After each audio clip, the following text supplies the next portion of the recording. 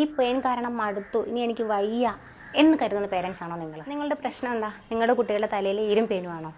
ആദ്യം നമ്മൾ വേണ്ടത് പെയിൻ പോകണമെങ്കിൽ തലയിൽ ഈര് ആദ്യം കളയണം. ഈര് കളഞ്ഞു കഴിഞ്ഞാൽ പിന്നെ നമ്മുടെ കുട്ടികളുടെ തലയിൽ പെയിൻ പോകാൻ ഒരു പ്രയാസവും ഇല്ല കേട്ടോ. ഡോക്ടർ വിൻസിൻ്റെ lice zero lice control kit, ഇത് നിങ്ങളുടെ കുട്ടികൾക്ക് നിങ്ങൾക്ക് കൊടുക്കാൻ പറ്റിയ ബെസ്റ്റ് ആയിട്ടുള്ള ഒരു ഓപ്ഷൻ തന്നെയാണ് കേട്ടോ. ഇനി എന്തിനാലേ മടിച്ച് നിൽക്കുന്നത്? പെട്ടെന്ന് തന്നെ നിങ്ങൾ വാങ്ങിക്കോളൂ കേട്ടോ. എന്തായാലും ഞാനിവിടെ എൻ്റെ മോൾക്ക് യൂസ് ചെയ്യുന്നതാണ് ഇപ്പം ഞാൻ നിങ്ങളെ കാണിച്ചു തരാൻ പോകുന്നത്.